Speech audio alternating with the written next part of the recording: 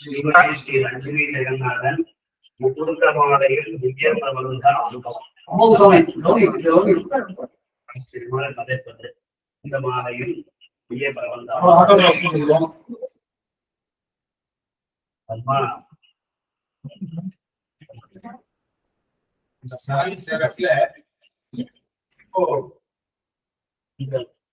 ஆண்டாள் போட்டு ரொம்ப பிரதானம் சாதாரண என்ன அப்படின்னா மறைஞ்சிருந்து வேலை செய்யறாங்க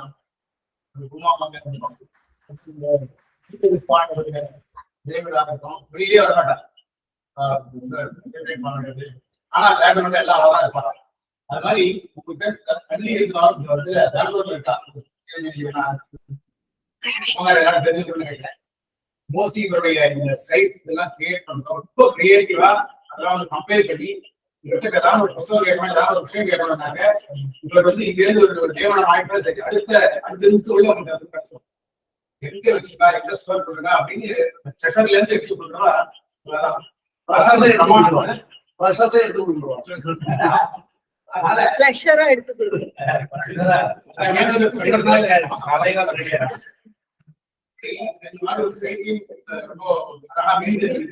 நிறைய விஷயங்கள் நிறைய புத்தகங்கள் எழுதியிருக்கா. ஆட்சியர்கள் சாட்சியெல்லாம் வந்து எல்லாமே புத்தகங்களா ரிலீஸ் பண்ணி நிறைய புத்தகங்கள் ரிலீஸ் பண்ணிருக்கா. ரொம்ப இருந்த உத்தியோகம் இருந்தது சம்சாரத்துக்கு அழகா பெண்கள் இந்த மாதிரி காலட்சேபத்தையும் சேர்த்து ரொம்ப நம்ம ஆண்டாளுக்கு வந்து ரொம்ப எல்லாருக்கும் ஒரு பொதுமானதா வச்சுருக்காங்க. சொல்ல வேண்டாம்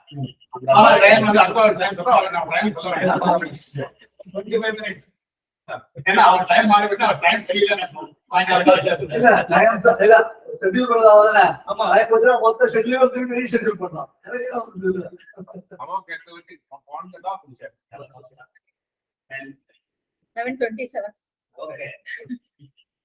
विशुद्ध विज्ञान गणस्वरूपम विज्ञान विश्राणन भद्रदीक्षम दयानिधिम देहभृतां शरण्यम देवम हयग्रीवम अहम प्रपद्ये. श्रीमदे श्रीवन षडगो श्रीमदे लक्ष्मी नरसिंह दिव्य पादुका सेवक श्रीवन षडगोप श्री नारायण यतीन्द्र महादेशिकाय नमः. श्री कृष्णमार्यम करुणालयंतम वेदांत युगम समतीत वंदम वत्साविजातम विदुषां वरेण्यम श्रीभाष्य सिंहम प्रणमामि मुख्यम. अस्मत् गुरुभ्यो नमः. சபையில இருக்கவா எல்லாருக்கும் நமஸ்காரம். அடியனுக்கு இன்னைக்கு கொடுக்கப்பட்டிருக்க தலைப்பு முகுந்த மாலையில் திவ்ய பிரபந்த அனுபவம். சோ திவ்ய பிரபந்த அனுபவத்தை முகுந்த மாலையில 21வது ஸ்லோகத்துல அழகிய சிங்கர் ஏ பாவம் வரவேன்ற பாசுரத்தை எடுத்து தன்னுடைய முகுந்த மாலை வியாக்கியானத்துல சாதிச்சிருக்க. சோ திண்ணன் வீடு பதிகத்துல வர இந்த பாசுரம் 2-2-2. சோ திண்ணன் வீடு பதிகத்துடைய ஒரு பிரவேசத்தை பார்த்துட்டு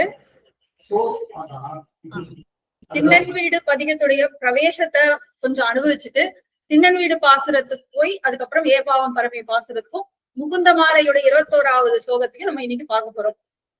முதல்ல இந்த திண்ணன் வீடு பதிகத்துடைய பிரவேசம். இங்க கீழ் திருவாய்மொழியில என்ன நிலைமை ஆழ்வா இருக்குன்னா ஒரு பிரிவாற்றாமையில இருக்க. அந்த பிரிவாற்றாமைக்கு ஒரு சமாதானமே கிடையாது. அத வந்து வீட்டுல என்ன சொல்றா அப்படின்னா கடல் வெதும்பினால் விழாவ நீர் இல்லை அப்படின்னு சொல்றான். கடல் நீர் ஒரு வெப்பத்தினால கொந்தளிக்கிறது. அதை எதை கொண்டு போய் தண்ணிய குத்தி எந்த தண்ணிய குத்தி அந்த கடலுடைய வெப்பத்தை தீக்க முடியும்? அந்த வெப்பத்தை தீக்கவே முடியாது. பிரிவாற்றாமைன்றது ஆழ்வாருக்கு அந்த ஒரு உச்ச நிலை பிரிவாற்றாமையில இருக்க. இத வந்து காரணம் என்ன அப்படின்னும் போது பெருமாளை பிரிஞ்சுட்டு இருக்க போதும் ஆழ்வார் வந்து பெருமாளையே நினைச்சுட்டு இருக்க. அவரை வந்து அவர் பெருமாள் முகம் காட்டினாலும் பெருமாள் ஆழ்வார் வந்து பெருமாளையே தான் நினைச்சுட்டு இருக்க. இத சொல்ற இந்த ஆற்றாமைக்கு காரணம் வீட்டுல பிரிந்த போது தன்னொழிய வேறொன்று தோற்றாதபடியாய் கலந்த போதும் தன்னொழிய மற்றொன்று தோற்றாதபடியான விஷய வைலட்சண்யம். பெருமாளுடைய அனுபவம்ன்றது அப்படி. பெருமாள் வரலன்னா ஐயோ வரலையேன்னு இருக்கு. பெருமாளுக்கு நேரம் வந்துட்டா அவன் முகம் காமிச்ச உடனே அவன அனுபவத்திலையும் அவனோட கல்யாண குணங்கள்லயும் அவனை நினைச்சுட்டே இருக்க. இதனால பிரிந்த பொழுதும் பெருமாள் நினைச்சுட்டு இருக்கோம், அவன் கூட இருக்கும் போதும் அவனை தவிர வேற ஒரு நினைப்பு இல்லாம இருக்கும். சோ இந்த ஆற்றாமையில இருக்கிற ஸ்டேஜ்ல ஆழ்வார் இருக்கும் போது அவருக்கு பெருமாள் முகம் காட்டுற. முகம் காட்டினோன்னு இதுக்கு அவருக்கு ஆற்றாமை நீங்கிடுது. அது எப்படி பெருமாள் நேரம் வர உடனே நமக்கு ஆற்றாமை எப்படி நீங்கிது அப்படின்னு ஆழ்வார் யோசிக்கிறாராம். அப்ப அவருக்கு யோசிக்கிறாராம் சமஸ்த கல்யாண குணம் அதுக்கு காரணம் அப்படின்னு யோசிக்கிறார். அதுல ஸ்பெசிபிக்கா அவன் வந்து சர்வேஸ்வரன், அதனால அவன் வந்து நம்மளுடைய ஆற்றாமையை தீர்த்துட்டான், அவன்தானே உயர்நலம் உடையவன், அவன்தானே அமரர்களின் அதிபதி, அதனால அவனுடைய அந்த சர்வேஸ்வரத்துவம் அதாவது பரத்துவம் தான் நம்மளுடைய இந்த சேஞ்சுக்கு காரணம் அப்படின்னு சொல்லி பரத்வத்தை வந்து ஒரு பேஸா எடுத்துட்டு இந்த திண்ணன் வீடு பதிகம் ஆரம்பிக்கிறது. இங்க வந்து ஒரு கொஸ்டின் வருது என்னன்னா, இப்ப அமோக் சக்கரவர்த்தி சுவாமி சொன்ன முதல் திருவாய்மொழியான உயர்நலம் உடையனவிலையும் நம்மளுக்கு வந்து பரத்வத்தை சொல்றா. அப்படி இருக்கும்போது இங்க திரும்ப ரெண்டுலயும் ஏன் பரத்வத்தை சொல்றா அப்படின்னும் போது அதுக்கு வில்லியோல மகேஷிங்க ரொம்ப அழகான ஒரு எக்ஸாம்பிள் சொல்லுவேன்னு சொல்லிட்டு சுவாமி காலக்ஷேபத்துல சாதிச்சார். இப்போ ஒரு 2 பேர் இருக்கா ஆத்துல, ஆம்பியா முன்னாடின்னு வச்சுக்கோங்க. அவ வந்து அந்த மனைவி வந்து ரொம்ப நன்னா தலிக்க பண்றவா, அவர் வந்து ரொம்ப அப்ரிஷியேட் பண்ணி சாப்பிடக்கூடியவர். அதுவும் அப்படி இது நன்னா பண்ணிருக்க அது நன்னா பண்ணிருக்கேன்னு அப்ரிஷியேட் பண்ணி சாப்பிடுறவா. அப்படி இருக்கும்போது அவ 2 பேருக்குள்ள ஃப்ரிட்ஜ்ல வச்சு சாப்பிடுவாளா?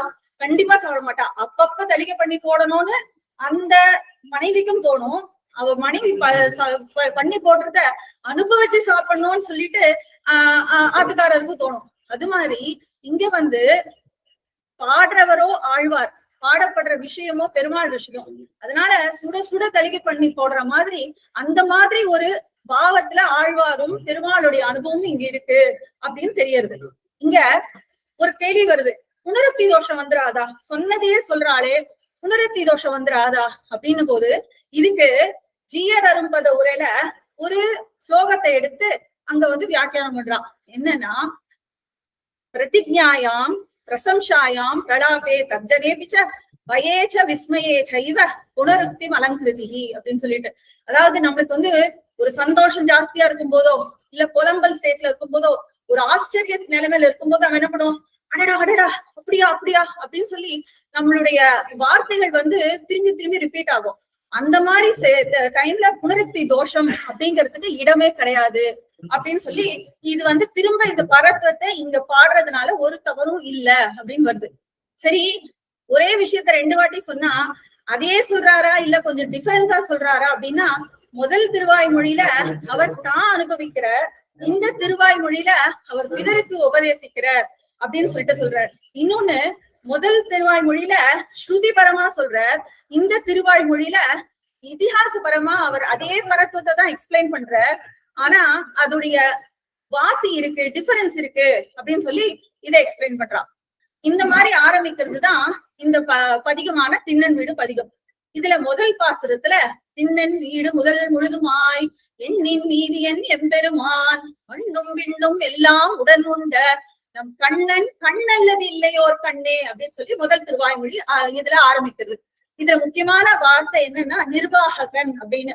பெருமாள் தான் நிர்வாககன், அதனால அவனுடைய பரத்துவம் தெரியறது, அவன் தான் நம்ம ரட்சகன் அப்படின்னு சொல்லிட்டு மேற்கொண்டு நம்ம இன்னைக்கு பார்க்க வேண்டிய முக்கியமான பாசுரம் வருது. ஏ பாவம் பரவே ஏழுலகம் ஈ பாவம் செய்து அருளால் அழிப்பார் யார், பாவம் விட அரக்கு பிச்சை கோபால கோளரி ஏறன்றியே அப்படிங்கிறது இந்த பாசுரம். இந்த பாசுரத்துல ஒரு சின்ன ஸ்டோரி இருக்கு. அதாவது ஒரு சமயம் ஹரனான ருத்ரன் தன்னுடைய பிதாவான பிரம்மாவுடைய தலையை போய் கொய்துடுறார், அதாவது கிள்ளிடுறார். அப்ப என்ன ஆயிடுறது, பிரம்மாவோட கபாலம் வந்து சிவனோட கையில ஒட்டின்றது. அத வந்து அந்த மகா தோஷத்துல இருந்து அவருக்கு வெளியே வரவே முடியல. அதுக்கு அவர் யார்கிட்ட போறாருன்னா, பத்திரிகாசிரமத்துல இருக்க பெருமாள் கிட்ட போயிட்டு, அங்க பெருமாள் தன்னுடைய அவரோட சௌலபியத்தின் எல்லையை பாருங்க, பெருமாள் தன்னுடைய சரீரத்திலேருந்து கீறி ஒரு துணி ரத்தத்தை அந்த கபாலத்துல விட்டோம்னா அந்த கபாலம் பட்டுன்னு கீழே விழுந்துடுறது. அந்த சாபத்திலேருந்து ஹரனுக்கு விமோச்சனம் கிடைச்சிருது. சோ அந்த மாதிரி ஒரு மா பாவம் விட அரருக்கு பிச்சை போய் யார் பண்ணா இதெல்லாம், கோபால கோளரி எங்களுடைய யாதவ சிம்மம் அவன் தான் பண்ணான் அப்படிங்கிறது இந்த பாசுரம். இந்த பாசுரத்துல முதல்ல பாத்தீங்கன்னா ஆழ்வார் ஒரு வருத்தத்துல இருக்காராம். ஏ பாவம் வரமே அப்படின்னு ஆழ்வார் ஒரு வருத்தத்துல இருக்காரு. என்ன வருத்தம்னா, எனக்கு வந்து பெருமாளை நான் அனுபவிக்கணும், பெருமாளோட கல்யாண குணங்கள் இவ்வளவு இருக்கு, கௌஷல்யத்துல ஆரம்பிச்சு லிஸ்ட் போடலாம். அந்த மாதிரி இருக்கும்போது அதெல்லாத்தையும் விட்டுட்டு பெருமாள் தான் ரட்சகன்னு உங்களுக்கு நான் சொல்ற மாதிரி ஒரு நிலைமையில என்ன கொண்டு வந்து விட்டுட்டீங்களே, ஆனா அதெல்லாம் எனக்கு இது பரம், எனக்கு இது வந்து பாரமா இருக்கு, நீங்க எல்லாம் கல்யாண குணங்கள் பெருமாள் தான் ரட்சகன்னு உங்களுக்கே தெரிய வேண்டாமா, என் டைம் வேஸ்ட் பண்ணாதீங்க, முதல்ல அதை புரிஞ்சுக்கோங்க அப்படின்னு ஆரம்பிக்கிற. அதுக்கு அடுத்ததுதான் கோபால கோடரி ஏறு. அதாவது அரி, அயன், அரண் இவா 3 பேர்ல யாரு ரக்ஷகன்னு ஒரு டவுட்டே படாதீங்க. இந்த ஈட்ல ரொம்ப அழகா ஒரு லைன்ல சொல்றா, அவர்கள் நிலைகள் ஆராய்ந்து பார்த்தால் தலையறுப்பார் சிலரும், அருப்புண்டு நிற்பார் சிலரும் ஆகா நின்றார்கள். இவனோ ஈஸ்வரன். இதுல என்ன டவுட்? ஒருத்தர் கிழிபட்டிருக்க, ஒருத்தர் கிள்ளிருக்க, இன்னொருத்தர் தான் அந்த சாபத்துல இருந்து விடுபட்டிருக்க. இதுல என்ன உங்களுக்கு தெரிய வேண்டாமா யார் ரக்ஷகன் நம்மளுக்குன்னு? இதுக்கு போய் நான் சொல்லணுமா? இது ரத்ன கரிஷன்களுக்கு வைஷமியம் சொல்ல வேண்டுவது. ஒரு ரத்தனத்துக்கும் கரிக்கட்டிக்கும் உங்களுக்கு நான் டிஃபரன்ஸ் சொல்லணுமா? உங்களுக்கே அது தெரிய வேண்டாமா அப்படிங்கிற. சரி, இங்க பெருமாளுக்கு அவன் ரக்ஷகன் அப்படிங்கறதுதான் இங்க சொல்லிட்டு இருக்காரு. அதுவும் இதிகாச பரமா சொல்லிட்டு இருக்காரு. நம்ம பார்த்தோம். இவன் எப்ப ரக்ஷகன் அப்படின்னா அவன் பரமபத நாதன் இல்ல, நாராயணனா இருக்கும் போதுல, விஷ்ணுவா இருக்கும் போதுல, மதுரால கோபாலகனா வந்தானே அப்பதான் அவன் ரக்ஷகன். அவன்தான் பரத்வத்தையும் அங்க காமிச்சு நம்ம ரக்ஷணம் பண்றான்றதையும் அவன் காமிக்கிறான். இடையர்களுக்கு இடையில இன்பமாக வந்தான். எதுக்கு? இடையனாக மாடு மேய்ச்சான். அவன் பரமபதத்தை விட்டு இங்க பிருந்தாவனத்துல ரக்ஷணம் பண்றான். இத பெருமாளை கூப்பிடும் போது அவனுக்கு பிடிச்ச நாமத்தை சொல்லி கூப்பிடுங்கிற. பெருமாளுக்கே அவனை கோபாலன்னு கூப்பிட்டாதான் பிடிக்குமா? அதனால கோபாலன்னு கூப்பிட்டு அவனுடைய அந்த ரக்ஷகத்தை தன்மையை நீங்க யூஸ் பண்ணிக்கோங்க அப்படிங்கிற ஆழ்வார். இங்க ரொம்ப அழகான ஒரு எக்ஸாம்பிள் சொல்றா. ஈட்டுல மாபாவம் விட அரற்கு பிச்சை பை. மாபாவம்னா அது எவ்வளவு பெரிய பாவம் சிவன் பண்ணிருக்காரு. பிரம்மபத்தி தோஷம்னு சொல்லலாம். அதை நம்ம எப்படி புரிஞ்சுக்கிறதுன்னா, ஆணைக்கும் தனக்கு தக்கவாதமிரே அப்படிங்கிறா ஈட்ல. அதாவது இப்ப நம்ம மனுஷாளுக்கு யானைக்கால் வந்துருச்சுன்னா இவ்வளவு இருக்க கால் இவ்வளவு பெருசு வீங்கும். யானைக்கு யானைக்கால் வந்துருச்சுன்னா எப்படி இருக்கும்? நினைச்சு கூட பார்க்க முடியாது. அப்போ சாதாரண நம்மளாம் பாவம் பண்ணா ஏதோ பெருமாள் ஒரு சின்ன சிக்ஷை கொடுத்து நம்மளை காப்பாத்திடுவான். ஆனா சிவன் மாதிரி சர்வஜனான சிவன்லாம் பாவம் பண்ணா எப்படி இருக்குமா? அது மா பாவமா இருக்கும் அப்படின்னு சொல்லிட்டு இங்க ஈட்ல சொல்றான். அடுத்தது, சரி இந்த மாதிரி பாவம் பண்ணா என்ன பண்றதுன்னா, 7 உலகில் ஈ பாவம் செய்து அருளால் அழிப்பாரார். நம்மளை யார காப்பாத்த போறா அப்படின்னா, கிருப்பையால நம்ம பாவங்களை நீக்கிறது பெருமாள் ஒருத்தர் தான். நம்ம பிராயஷ்சித்தம் பண்ணி நம்ம பாவத்தை போக்கிக்கணும், வேற வழியே இல்ல அப்படின்னு. இதுக்கு அழகிய சிங்க வியாக்கியானத்துல சொல்ற ஒரு அழகான அபிரிஸ்த பாசனம் மூலமா, அனுக்ஷண சமுத்திதோ துரிதவாரிதோ துஸ்தரே எதிர்வச்சன நிஷ்கிருதிர் பவதி சாவி தோஷாவிலா சொல்லிட்டு. அதாவது பாப்ப கடல்ல நம்ம கஷ்டப்பட்டு இருக்கோம். ஏ ரங்கநாதா, என்ன நீ கொஞ்சம் காப்பாத்து அப்படின்னு சொல்லிட்டு சொல்றா. அப்படி சொல்லும் போது அந்த பாப்பத்தை எப்படி நம்ம போக்கிக்கலாம் அப்படின்னா, பிராயஷ்சித்தம் பண்ணி போக்கிக்கலாம். பிராயஷ்சித்தம் பண்ணி நம்ம போக்கிக்கலாம். பிராயஷ்சித்தம் பண்ணி போக்கிக்கிறது எப்படி போக்கிக்கிறது? பிராயஷ்சித்தம் நம்ம பண்ணா கூட அதுக்கு அந்த கருணைனால அந்த பிராயஷ்சித்தத்தோட பலனை கொடுக்கறது பெருமாள். ஆனா நம்ம பண்ற பிராயஷ்சித்தம் எப்படி இருக்கு? இதுக்கு ஐஷங்கர் ஒரு எக்ஸாம்பிள் சொல்ற. சிறையில் இடப்பட்ட திருடன் சிறையில் போய் திருடினான்னு எப்படி இருக்கும்? பெருமாள் அவன் தப்பு பண்ணான்னு சொல்லிட்டு ஒரு தண்டனை கொடுத்து சிறையில போட்டிருக்கான். சிறையிலும் போய் அவன் திருடுறானா? நம்ம பண்ற பிராயஷ்சித்தம் அப்படிதான் இருக்கு. பிராயஷ்சித்தம் பண்றோம்னு போறவே தவிர அது லூப்லயே இன்னும் பிராயஷ்சித்தம் பண்ண வேண்டிய ஒரு சூழ்நிலையில தான் நம்ம போயிட்டே இருக்கோம். அப்ப பிராயஷ்சித்தம் பண்ண வேண்டாமா அப்படின்ற கேள்வி வரும்போது, இல்ல பிராயஷ்சித்தம் பண்ணணும். ஆனா அவனோட கருணைனால நம்ம பாப்பத்தை அவன் போக்கிடுறான் அப்படின்னு சொல்லிட்டு. இப்போ நம்ம கருவான ஸ்லோகத்துக்கு வந்துடலாம். இந்த பாசுரத்துக்கும் கோபால கோளரி அப்படிங்கிற இந்த பாசுரத்துல இருக்க பதத்துக்கும் முகுந்த மாலையில ஹே கோபாலக, ஹே கிருபா ஜலநிதே, ஹே சிந்து கன்யாபதே, ஹே கம்சாந்தக, ஹே கஜேந்திர கருணாபாரின, ஹே மாதவ, ஹே ராமானுஜ, ஹே ஜெகத்ரய குரு, ஹே புண்டரீகாட்ச, ஹே கோபி ஜனநாதா மாம் பாலய பரம் ஜானாமி நத்வாம் வினா அப்படிங்கிற இந்த ஸ்லோகத்துக்கும் நம்ம லிங்க் பார்க்கலாம். இங்க ஆக்சுவலா குலசேகர பெருமாள் ஆழ்வாருக்கும் பெருமாளுக்கும் ஒரு கான்வர்சேஷன் நடக்கிறதா இங்க ஐஷங்கர் கற்பனை பண்றாரு அவரோட வியாக்கியானத்துல. பெருமாளை ஏதோ திருநாமம் சொல்லி கூப்பிடலையா, பெருமாளுக்கே பிடிச்ச ஒரு திருநாமம். அதாவது பெருமாளை ரக்ஷகன் அப்படின்னு நம்ம எப்படி தெரியறதுன்னா, கிருஷ்ணாவதாரத்துலதான் தெரியுது. அதுவும் அவன் யார ரட்சித்தானா, பசுக்களை ரட்சித்தான். பசுக்களை ரட்சிச்ச நீ பசுக்களை கூட மோசமா இருக்க என்ன நீ ரட்சிக்க மாட்டியா அப்படின்னு சொல்லிட்டு ஹே கோபாலக அப்படிங்கிற சப்தத்தை இங்க ஆழ்வார் யூஸ் பண்றாரு. அங்க நீ அப்ராகிருத வைகுண்டத்துல இருந்து இங்க எதுக்கு நீ வந்த? கோக்களை பாலனம் பண்றதுக்காகவே நீ கோபாலனா வந்து அவதரிச்ச. அதனால நீ உன்னோட அவதார நோக்கமே நீ ரட்சணம் பண்றது. அதுவும் யார ஒண்ணும் தெரியாது எங்களை மாதிரி இருக்கவாள நீ ரட்சணம் பண்ணணும். அதனால நீ ரட்சணம் பண்ணு அப்படின்னு சொல்லிட்டு ஹே கோபாலகன்னு கூப்பிடுறாராம். அப்ப பெருமாள் திரும்பி பார்க்கலையா, அப்படியே இருக்காராம். உடனே அடுத்த ஆழ்வார் சொல்றார், ஹே கிருபாஜலனிதே மாம்பாலே, என்ன காப்பாத்து கிருபாஜலனிதே. ஏன்னா நீ ரட்சகன், ஆனா வெறும் ரட்சகத்துவம் மட்டும் இருந்தா போதுமா? இல்லையே, உனக்கு காருண்யம் இருக்கு, நீ வந்து என்ன ரட்சணம் பண்ணு அப்படிங்கிறா. இத ஐஷிங்கர் எடுக்கிற ஸ்ரீமத் ரகசிய திரய சாரத்துல சித்தோபாய சோதனாதிகாரத்துல ஒரு பதத்துல இத வந்து எக்ஸ்பிளைன் பண்ணிடுறா.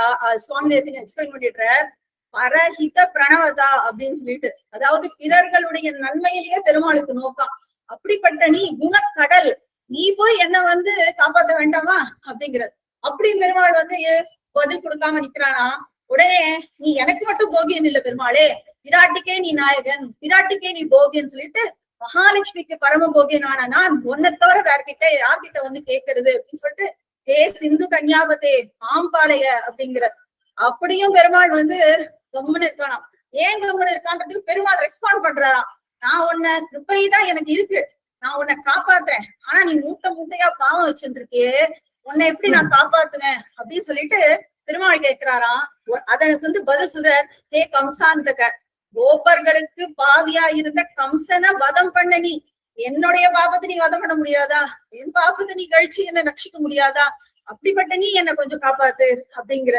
அப்போ வந்து பெருமாள் இன்னும் சைலண்டா இருக்காராம். ஏன் சைலண்டா இருக்காருன்னா, நான் யாரு ரட்சணம் பண்ணிருக்கேன் இந்த மாதிரின்னு ஒரு யோசனையில இருக்காராம் பெருமாள். அத வந்து ஆழ்வார் கேட்ச் பண்ணிட்டு சொல்ற, கஜேந்திர கருணாபாரின அப்படின்னு. யார தெரியுமா? ஒரு திரியக்கு ஜாதியில இருந்த ஒரு கஜேந்திரனை நீ ரட்சித்த, அப்படிப்பட்ட நீ என்ன ரட்சணம் பண்ணக்கூடாதா அப்படின்னு கேட்கிற. அன்னைக்கு மது கரையில உன்னுடைய கருணையின் எல்லைய நீ காமிச்ச, கருணையின் கரையை நீ காமிச்ச. இன்னைக்கு நான் மது இல்ல, சம்சார கடல்ல தத்தளிச்சுட்டு இருக்கேன். அதுவும் ஒரு முதல இல்ல, 5 முதலை என்ன புடிச்சு எடுத்துட்டு இருக்கு என்னோட 5 இந்திரியங்கள். அதனால அனாதி காலமா இந்த மாதிரி ஒரு சம்சார கடல்ல கஷ்டப்பட்டு இருக்க என்னதான் நீ ரட்சணம் பண்ணணும் அப்படின்னு சொல்ற. அதுக்கும் பெருமாள் ஒண்ணும் பிடி கொடுக்கல. உடனே பெருமாளை வசீகாரம் பண்ணான்னு யோசிச்சு, ஹே மாதவ, பிராட்டியின் நாயகனே, ஜானகியின் மணாளனே, குருக்மணி நாதனேன்னு சொல்லி புருஷகாரம் இருக்கா. நீ நினைச்சுட்டு இருக்க என்கிட்ட இந்த எஸ்கேப் ஆளான்னு, ஆனா புருஷகாரமா பிராட்டி இருக்கா, அதை நீ மறந்துடாத. உபாயமாவே பிராட்டி இருக்கா, அதையும் நீ மறந்துடாத அப்படின்னு சொல்லிட்டு பெருமாளுக்கு வந்து ஆழ்வார் இங்க ஞாபகப்படுத்துறாராம். அப்படியும் பெருமாள் வந்து வாய முடிஞ்சு நிக்கிறாராம். உடனே ஐஷிங்கர் எடுக்கிற, சகஸ்திரநாமத்துல இல்லாத ஒரு திருநாமத்தை வந்து இங்க ஆழ்வார் சொல்ற. என்ன திருநாமம் அப்படின்னா, ஏ ராமானுஜ மாம்பாளைய அப்படிங்கிற. ஏன் ராமானுஜனா, அண்ணன் ராமாவதாரத்துக்கு அப்புறம் எனக்கு கைங்கரியம் பண்ண லக்ஷ்மணனுடைய ராமானுஜனுடைய பெருமையை தெரிஞ்சுட்டு பெருமாள் கண்ணன் கிருஷ்ணனா பலராமனுடைய அனுஜனா அவதரிச்சான். இங்க ஐஷிங்கர் ரொம்ப அழகா ஒரு குட்டி கதைய சொல்றாரு. என்னன்னா, கிருஷ்ணன் வந்து போய் வெண்ணைய திருடுவானாம். வெண்ணைய திருடும் போது மாட்டின்றுவான். திருடினா மாட்டிக்க வேண்டியதானே. அப்ப என்ன சொல்லி, யாருடா நீ அப்படின்னு கேட்கிறானாம். உடனே என்ன சொல்லியிருக்கணும்? நான் வந்து நந்தகோபனுடைய பையன் சொல்லியிருக்கணும், இல்ல யசோதாவோட பையன் சொல்லிருக்கோம், இல்ல கிருஷ்ணன் சொல்ல முடியாது. ஏன்னா கிருஷ்ணன் சொன்னா மாட்டின்றுவான், எல்லாரும் இன்னும் நல்ல அடி வாங்குவான். அதனால சொல்றேன், நான் பலராமனோட தம்பி அப்படிங்கிறானா. யாரு? அந்த ரோஹிணியோட புள்ள பலராமனா? அவ்வளவு சாது பலராமனா? அந்த பலராமனுடைய தம்பியா நீ? வா உனக்கு இன்னும் கொஞ்சம் வெண்ண தரேன் அப்படின்னு சொல்லி கூப்பிடுவான். அதாவது என்ன நீ காப்பாத்தணும், ஆனா நீ மறந்துடாத, உன்னை காப்பாத்தினதே ராமானுஜன் திருநாமம் தான். அந்த நாமத்தை சொல்லி நான் உன்னை கூப்பிடுறேன், நீ வந்து இப்ப என்னை காப்பாத்து. இப்ப நீ இதுக்கு மேல நீ எஸ்கேப்பே ஆக முடியாது அப்படின்னு சொல்லிட்டு சொல்ற. உடனே பெருமாள் வந்து சும்மா இருப்பாரா? அவர் இன்னும் நீ வந்து ராமானுஜன் சொல்லி எங்க அண்ணாவதனை சொன்ன, அப்ப நீ போய் பலராமனையே என்ன ரட்சிக்கோன்னு சொல்லி அனுப்ப வேண்டியதா? நான் உன்னை அனுப்புறேன், இப்போ பலராமன் கிட்டே போ, அவனையே போய் காப்பாத்துன்னு சொல்லு அப்படின்னு சொல்லிட்டு ஐஷிங்கர் சொல்ற. தலை இருக்க வாழாடலாமா அப்படிங்கிற ஐஷிங்கரோட வாக்கியம். அண்ணா இருக்கும் போது நான் ஏதாவது பண்ணலாமா அப்படிங்கிற ராமானுஜனான கிருஷ்ணன். உடனே பெருமாள் ஆழ்வார் சொல்ற, நீ வந்து சாதாரணவன் கிடையாது, நீ ஜெகத்ரய குரு பிரதமாச்சாரியனான நீதான் கீதாச்சாரியனா வந்த, நீதான் ராமானுஜன், நீதான் ஜெகத்குரு. இங்க வந்து நம்ம சுவாமி ராமானுஜரையும் நம்ம நினைச்சுக்கலாம். ஜெகத்குரு நீதான் எங்களுக்கு தத்துவத்திரையதெல்லாம் உபதேசிச்ச, நாளைக்கு ராமானுஜரா வந்து நீதான் அவதரிச்சு திரும்பியும் உபதேசிக்க போற. அதனால வந்து நீதான் என்னை காப்பாத்தணும். அந்த ராமானுஜன்ற பதத்தை சொன்ன உடனே பெருமாளோட கண்கள் அப்படியே தாமரை கண்ணா மலர்ந்துடுதான். உடனே அந்த கண்ணழக பார்த்துட்டு ஆழ்வார் சொல்றாரா, ஏ புண்டரீகாட்ச மாம்பாளைய அப்படிங்கிற, தாமரை கண்ணா நீ வந்து என்னை காப்பாத்துங்கிற. உடனே அவருக்கு ஆழ்வாருக்கு அடுத்து என்ன ஞாபகம் போகுதுன்னா, இந்த கண்ணை வச்சுட்டு தானே நீ அன்னைக்கு கோபிமார்கள் எல்லாத்தையும் கவர்ந்த, அவ எல்லாரையும் உன்னை சுத்தி சுத்தி வர வச்சதே உன்னோட இந்த கண்ணு தானே. நீ உன்கிட்ட வந்து சௌலபியத்தை அவ ரசிச்சதே இந்த கண்ணுனாலதானே. ஏ கோபி ஜெகநாத, நீ கோபிகளுக்கு மட்டும் நாதனா, எங்களுக்கும் தானே நாதன். எங்களை நீ காப்பாத்த வேண்டாமா? உன் சௌலபியத்தை எனக்கும் நீ காமிக்க வேண்டாமா அப்படின்னு சொல்லிட்டு இந்த ஆழ்வார் வந்து பெருமாளுடைய சௌலபியத்தை சொல்றார். இவ்வளவு சொல்லியாச்சு, அப்ப கூட பெருமாள் வந்து சைலண்டா நிக்கிறார். நான் நினைச்சு பாருங்க, நம்ம எல்லா இடத்தையும் பெருமாள் சைலண்டா நிக்கிறார். அந்த மாதிரி அப்ப சொல்றார், மாம் பாலைய என்ன காப்பாத்து, அகம் நத்வாம் ஜானாமி பரம், அகம் நத்வாம் பரம் ஜானாமி அப்படிங்கிறார். அதாவது உன்னை விட மேம்பட்டவன் எனக்கு யாருன்னு தெரியல, உன்னை விட எனக்கு யார்கிட்ட போறதுன்னு எனக்கு தெரியல, சர்வஜன் நீதான். உனக்கு ஒருவேளை உன்னை தவிர என்னை காப்பாத்தக்கூடியவா வேற யாராவது இருக்கான்னு உனக்கு தெரிஞ்சதுன்னா அதை நீ என்கிட்ட சொல்லு. ஏன்னா இந்த கேள்விக்கு பெருமாள் கிட்ட ஆன்சர் கிடையாது. அதை நீ என்கிட்ட சொல்லு, அப்ப நான் வேணா அவர்கிட்ட போறேன். உன்னால முடியாதுன்னா அப்ப நான் யார்கிட்ட போனோம் அதை மட்டுமாவது நீ எனக்கு சொல்லு. மாம்பாளைய என்னை காத்தருள் அப்படின்னு சொல்லி ஆழ்வார் சொல்றாராம். இந்த கேள்விக்கு பதில் உண்டா? சர்வஜான பெருமாளுக்கே தெரியாத விஷயம் அவனை தவிர வேற யாராவது காப்பாற்ற முடியும்ன்ற கேள்விக்கு பதில் உண்டா? கண்டிப்பா கிடையாது. பெருமாள் வந்து சைலண்டா நிக்கிறானா, ஆஹா இப்ப இதுக்கு மேல நம்ம இவனை ஆழ்வாரை வந்து விட முடியாது அப்படின்னு சொல்லிட்டு, ஏ கோபாலக, ஹே கிருபா ஜலநிதே, ஹே சிந்து கன்யாபதே, ஹே கம்சாந்தக, ஹே கஜேந்திர கருணாகாரின, ஹே மாதவ, ஹே ராமானுஜ, ஹே ஜகத்ரய குரு, ஹே புண்டரீகாட்ச, ஹே கோபி ஜனநாதா, மாம் பாலைய பரம் ஜானாமி நத்வாம் அப்படின்னு சொல்லி இந்த அற்புதமான இந்த பாசுரத்துக்கு அழகிய சிங்கர் முகுந்த மாலையில எழுதியிருக்க. இந்த முகுந்த மாலை பாசுர வியாக்கியானம் எங்க இருக்கு அப்படின்னா, இது முதல்ல ஒரு 16 பாசுரங்களுக்கு ஸ்லோகங்களுக்கு டி சுவாமி வந்து வியாக்கியானம் சாட்சிந்த. நடுவுல ஒரு 10 வருஷம் அது வந்து நரசிம்மபிரியால நின்று போயிடுது 16 ஸ்லோகங்களோட. அதுக்கப்புறம் அப்பதான் ஐஷிங்கர் வந்து பெரிய சுவாமி எழுதின்ற சில வியாக்கியானங்களை பூர்த்தி பண்ணிட்டு இருந்த. அது முடிஞ்ச சமயத்துல அழகிய சிங்கர் அதுக்கப்புறம் முகுந்த மாலைக்கு இந்த ஸ்லோகத்துக்கு வியாக்கியானம் எழுதியிருக்காரு. இந்த ஒரு ஸ்லோகத்துக்கு மட்டுமே 45 பக்கம் வியாக்கியானம் ஐஷிங்கர் சாதிச்சிருக்காரு. அப்போ இந்த ஒரு எனக்கு கொடுக்கப்பட்ட ஒரு 20-25 நிமிஷத்துல அடியேன் சுவாமி கிட்ட கிரகிச்சுட்ட சில விஷயங்களை உங்ககிட்ட ஷேர் பண்ணிக்கிறதுக்கு ஒரு பெரும் பாக்கியம் ஐஷிங்கர் திருவடிகளுக்கும் என்பார் திருவடிகளுக்கும் விச சுவாமி திருவடிகளுக்கும் அடியேனுடைய சுவாமி திருவடிகளுக்கும் பல்லாண்டு பாடிட்டு நான் நன்றி சொல்லி பூர்த்தி செஞ்சுக்கிறேன். பத்மகுருப்யோ நம.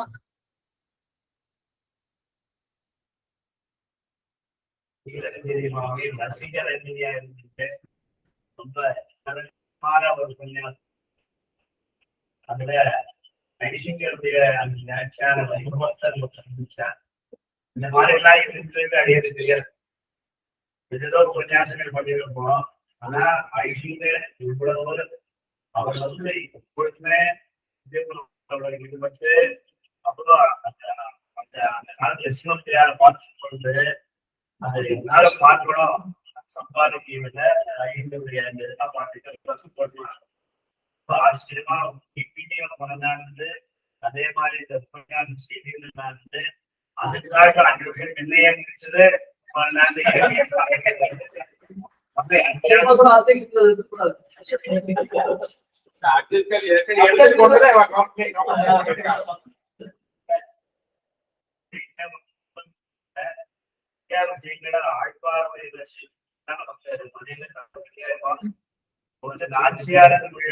பார்க்கும்போது பெய்யுமான் உயிர் போதுவண்ணா முந்தன் பேச்சும் செய்கையும் எங்களை மெய்யனே திமயங்க ஒரு முகமாய வந்திருந்தார்களோ மொய்யற்பட்ட நிகழ்ந்தவர்கள் இது பார்க்கிறது. முத்தத்தூள் புகுந்து என் முகம் காட்டி புன்முகுவன் செய்து சித்திரோடு எங்கள் சிந்தையும் சிறந்த கிளம்பியோ அப்படின்னு சொல்லி ஆழ்வார்.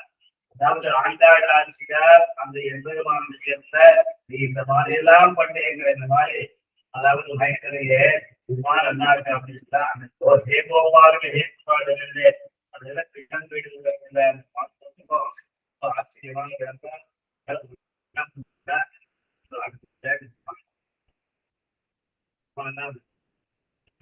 எல்லாமே விழா நாயகரான ஐடிங்களுடைய திறனை வந்து அனுபவித்து இது தொடர்ந்து அப்படியே இருந்தது. இன்னொன்னு சிலதெல்லாம் ஐடிகள் சொன்ன வார்த்தை அப்படியே சொல்லணும், அது ஒரு அழகு உண்டு. சுவாமி ஒரு இடத்துல சொன்ன வித்தாந்தத்துடைய தாற்பயம் பேசலாம். நாம் செய்யக்கூடிய பிரார்த்தித்தங்கள் எப்படிப்பட்டது அப்படின்னு கேட்டா, சிறையில இருக்க மீண்டும் ஏதோ ஒரு திருட்டு பண்ணா போதே அப்படின்னு சொன்னா ஐடிங்களுடைய வார்த்தை என்னவா சொன்னாங்கிறது நாங்க ரீவேக்ஸ் வந்து தபால் கம்பி திருவிழா, தந்தி கம்பியை திருவிழா அப்படின்னு ஜெயில போட்டா ஜெயில் கம்பியே கிடைக்கும்.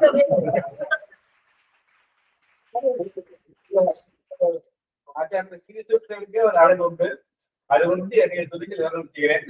இந்த முகுந்த மாலையை வந்து பாசனம் பகுதியாக ஆழ்வார் அறுவடை செயலோட சேர்ந்து அறிவிக்கிறது ஒரு வழி இருக்கும். சுவாமி டைட்டில் பார்த்த உடனே நான் அதெல்லாம் நினைச்சிட்டு வந்துட்டு இருக்கேன். அவ்வளவு சொன்னா 20 நிமிஷம் போறாது. ஒரு பாகம் பேசுறது ஒழுங்கா ரொம்ப அழகா காய்க்குது. கண்டகமாக இருந்தது.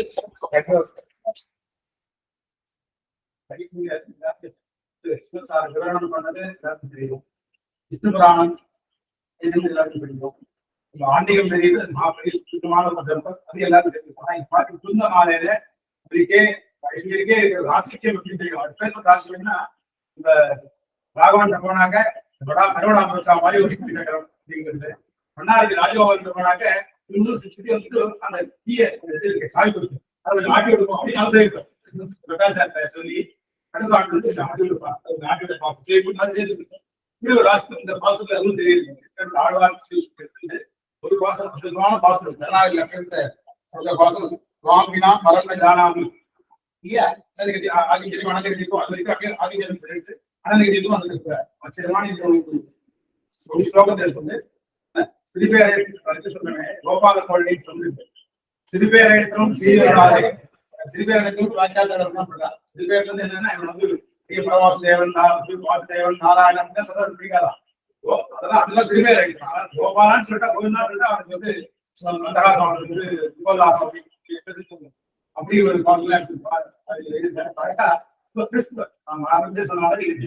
சீரஞ்சேரி பக்கத்துல வந்து ரொம்ப மிஸ்பாக இங்க வேலை வரும். இப்ப டைப் பிரகாரம் பண்றதா இருக்கும் ஒரு கிளாரிட்டி அழகா பண்ணிருக்காங்க. அதனால நானே ஜாஸ்தி நிறைய